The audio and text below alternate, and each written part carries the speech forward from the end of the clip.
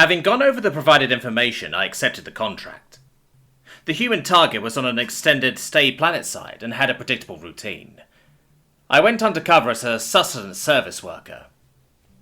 Over the first 2 cycles, I tried the normal approaches for contract fulfillment. Sodium chloride applied to the dermal layer, capsaicin mixed with their sustenance order, releasing venomous insects into their domicile. The 2 former gave no reaction, while the latter just resulted in a minor swelling and localized discoloration of the dermal layer. In desperation, I performed a highly illegal modification on a power storage unit, and applied 20 kV direct current to the target's exposed skin, again with no noticeable reaction. Clearly a more tailored approach was required. Under the continued guise of working for a local sustenance consumption business, I successfully induced the target to imbibe a scalding hot mug of bitter plant extract, brimming with a highly potent methylxanthine class central nervous system stimulant. Target swallowed the poison brew quickly, thus confirming the theories on the human lack of pain and taste sensors, and requested a refill. Fearing my cover blown, I immediately made an excuse and retreated. The new waitress at the diner on the corner had managed to get some coffee today. Special for me, she said. Only enough for 1 cup, though. Maybe her contacts can get some more tomorrow? She got all flustered when I asked for a refill. She's pretty cute for a Xeno too, if a little clumsy when she knocked the portable power bank over the other day. Maybe I should ask her. I think she's a she on a date later. A nice date would be nice after this week. At least the rash from the bug bite is going away.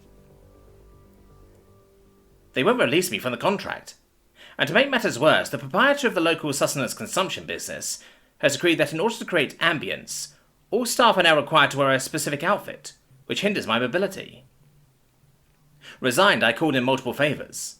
I reprogrammed the cook to produce a puree tuber from a Terran plant and a well-known poisonous plant family. I procured, via black market channels, the wasteful trace and organs of a Terran animal, minced and wrapped in the intestines from the same animal. Additionally, I managed to get more of the methylated xanthine class central nervous system stimulant brew. The combined toxins ought to have killed, or at least incapacitated, the target. I was nervous when presenting the plate to the target. After the toxic brew last week, he got to be alert for further attacks. The target not only ate it all, but managed to corner me in the back area of the sustenance consumption business. The target is obviously aware that I am targeting him. He tried to crush my thorax with his manipulated limbs. I initially tried to squeeze the target's torso, but found that my upper limbs simply were not strong enough. I managed to twist out of the target's death grip, however. The target then fired off a rapid series of probing questions, clearly designed to put me off balance, and make me reveal who brought the contract for him. I was confused and scared, something the target skillfully manipulated to gain knowledge of the number to my personal communicator. She's got to be sweet for me. That cute Xeno waitress at my favourite diner looked extra cute today, in her new gingham dress. She almost spilled my plate when bringing it over, but clumsy can be cute too, and I was too busy admiring what she had managed to get just for me. She was very insistent that I did not share it with the other patrons. Bangers and mash, and more coffee too, properly black this time. I mean, the sausages were not as tasty as the ones back home, but then where would she get sage on a planet that outlaws even simple condiments? Needless to say, I cleaned my plate. She was looking at me from the back passage as I put my knife and fork down, so I went over to give her a hug to thank her. I might have gotten on a bit strong, because after a second of hugging me back, she twisted out of my arms. She got a bit flustered as I tried to flirt and learn more about her. Didn't get much, but I got her number at least. Maybe I'll call her tomorrow when she has calmed down a bit. The target is onto me. He must be onto me. And he torments me with the knowledge, clearly hoping to gain knowledge of who brought the contract. He must take delight in the psychological torture. For 5 wake cycles in a row, he did a fret fang display each time he came into the local sustenance consumption business, but did not try to engage otherwise. I have been in contact with a source on the target species, and have been informed that the way to the circulatory pump is through the digestive system. Considering that the target not only shrugs off toxins in the food, but seems to enjoy ingesting them while I watch, I am unsure what to do with this information. An attempt to take the target out with war gases did not yield any result. Flooding the abolition cubicle with a lethal concentration of sodium hypochlorite only resulted in a slight reddening of the target's mucous membranes. The resulting contamination resulted in the sustenance consumption business closing for 2 wake cycles for decontamination. I initially welcomed this, as it would remove having to endure the threat fang display again. But to my horror, he called me on my personal communicator. I ignored it at first, but he kept calling. And when I set it to audio only, the target employed powerful hacking software to force a video connection. This, and the threat fang display right in front of my eyes, caught me enough off guard that I failed to properly analyse his rapid, probing questions before replying. The target is trying to gain more knowledge of my movements and habits, clearly in an attempt to be able to put more pressure on me. More worrisome is that the target wants to meet in person, away from others. I am unsure if this would be in order to extract more information, or to try to attack me again. I reluctantly agreed, if only to keep the target from taking the substantial amount of knowledge he has already amassed to the authorities. I did manage to suggest a meeting spot in the mountainous area near the city. This is a high-gravity world, and I am sure that a fall can be arranged. Without wings, I am feeling confident that such an accident would be lethal. While inelegant, it would satisfy the contract. I need to arrange an outfit suitable for high mobility and, if need be, physical confrontation. I've been giving the cute Xena girl a bit of space this week, just giving her a big smile whenever I saw her in the local diner. She seemed to avoid me, but I kept noticing her looking my way whenever she thought I was not paying attention. Sadly, they had to close down for the weekend, after someone spilled a bit of bleach in the bathrooms. One would think that spilling cleaning supplies would be a normal thing, but this is a different planet after all. I did take the opportunity to call her though. The app I downloaded to ensure two-way video between otherwise incompatible operating systems worked great. I have to thank Jake for the tip next time I see him. She was all flutters and cuteness when she finally answered. I don't think she's used to someone giving compliments and wanting to know more about her, but I was able to talk her into a date. And she even suggested going for a hike in the local mountains. At 0.61G, that shouldn't be too strenuous or even dangerous. Even so, I should make sure I get some good boots before this weekend. She did mutter something about a proper outfit when I terminated the call. I wonder what she'll wear. Direct engagement with a target has always been considered a danger. Even more so when the target not only knows that he is targeted, but clearly knows who the contracted assassin is. But in the current circumstances, where the target must be aware that he is being targeted, I consider direct contact less dangerous than trying to avoid the target. Early this wake cycle, the target called my personal communicator again. And again, despite the fact that I have invested heavily in security software, he managed to force a two-way video connection. When I recovered from the shock of the target's threat fang display, I was instructed not to be late for the one-on-one meeting that the target kept insisting upon. The threat to reveal my occupation and contract to the authorities was unspoken, but clearly implied. I made sure to dress in a high-mobility outfit that would let me benefit from my agility. The target immediately noticed when he arrived at the designated meeting spot. Too early, so I had no time to rig a trap there, and informed me that he was aware I was wearing an assassin's outfit. This, coupled with his nonchalant vigilance, made me all jittery and unprofessional. The target was clearly flaunting his knowledge of the current situation, making sure to remind me ever so often that he is fully aware of what I am. The only reason I can think of is to break my resolve, in order to learn of my contacts and who brought the contract on him. Despite this, I lead the target on a strenuous walk deeper in the mountainous area. He acted nonchalant again, but each time I looked at him, he was observing me closely.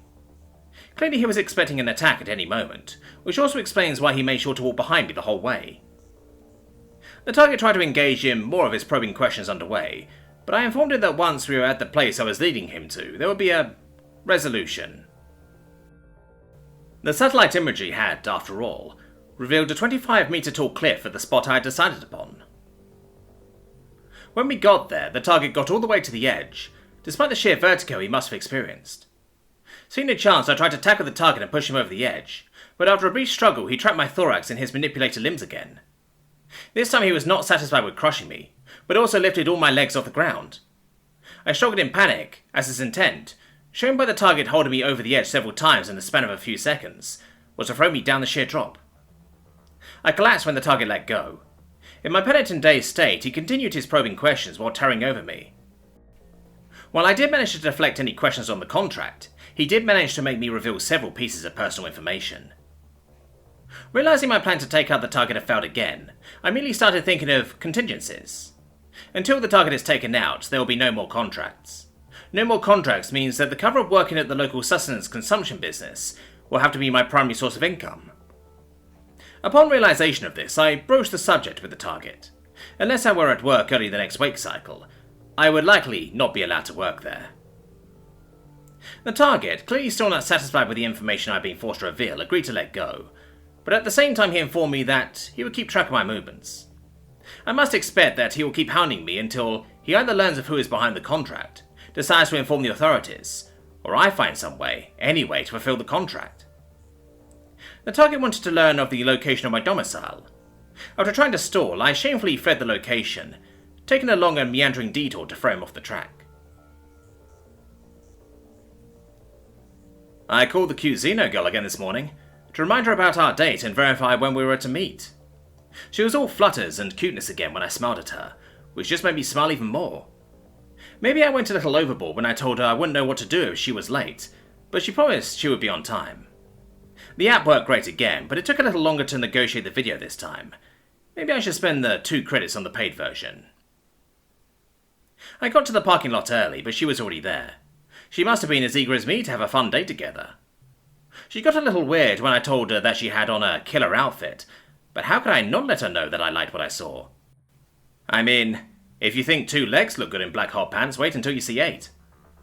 I let her lead the way, for a nice and leisurely stroll up into the hills. I did try to learn more about her as we walked, but she seemed to be a little short of breath. She did say that there would be something good waiting when we got to the spot she had in mind, so I was just happy to rest my eyes on her along the way. The view from the little drop she stopped at was nice too. A short drop into a purple lake with more of the reddish forest along the edges. As I was admiring the view, my cute Xeno girl decided to pounce on me. If she had been heavier or stronger, she might have accidentally made me fall over. But as it were, I just twisted in her grip and gave her a big hug back, even lifting her up and turning her around a bit. She squealed a bit when I did that, probably from the excitement. I probably spun her a little hard though, because when I let go she had to sit down for a bit. I teased her a little and flirted a bit as she sat. Even got to know a bit more about her family and such. No other boyfriends, luckily for me.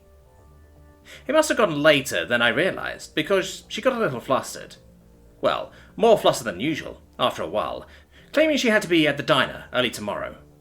I told her that it was okay, and that I really looked forward to seeing her in that cute gingham dress again. I think that might have embarrassed her somewhat, because she insisted on making her own way home, even when I offered to walk her all the way there.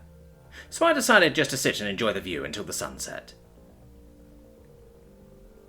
I cannot return to my domicile. The target most likely knows where it is, despite pretending otherwise.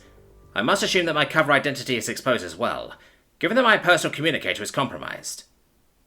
Using public communicators, I once again attempted to get the contract cancelled. I was informed, through the use of coded phrases, that I will not be released from the contract. Additionally, I learned that unless the target is eliminated, my standing in the guild is revoked. My only chance would be to relocate to a system far away, re-establish my credentials, and rebuild. Calling in on a personal favour, I managed to secure a position as a sustenance preparer's assistant on an independent freighter from a non-aligned system. My contact informed me that there is a wide range of species crewing the ship, and that I am unlikely to arouse suspicion. My contact also offered a place to lay low until launch. I fortunately took his offer, as the target is roaming the streets near the local sustenance consumption business. Target is likely searching for me. My assessment is that, since I did not divulge any information, target is now out for revenge. She hasn't shown up to work the last 3 days. She hasn't answered her phone. I've asked the other waitresses where she lives, but no one knows. After getting back from our date, I got the call that the ship has a full load and a full crew. I have to leave in just a couple of days. I would desperately like to meet up with my Xeno girl again. Maybe wrap things up. Maybe get a promise to see her again next time we make planetfall here. I'll spend the last few days before I leave searching the area near the diner. Her co-worker says she always arrived on foot, so she must live nearby. I am safe. The ship launched less than a 10th standard wake cycle ago. It is, I am dismayed to learn, a slow ship. Next planetfall will be in several hundred wake cycles. On reflection, this should provide me with sufficient capital to re-establish myself on whatever world this ship stops at. In the meantime, I must prepare the sustenance consumption area for the crew. The first serving is, I am informed, in another 10th cycle. I didn't find her. Jake is making fun of me, of course, but Jake didn't meet her. Hopefully this long haul will keep me busy enough to not think about her too much. It'll be at least a year before we're back in this part of the galaxy, and a year is a long time to miss someone. Grub's up in 10. Jake told me there is new staff in the galley, and the cold-hearted miser of a captain sprung for a second mess hall staff too. Maybe he can't help being cold-hearted, being reptilian and all, but at least we don't have to help wash dishes and scrub the floor between shifts. I am dead. Or worse. Is that? Yes, it is!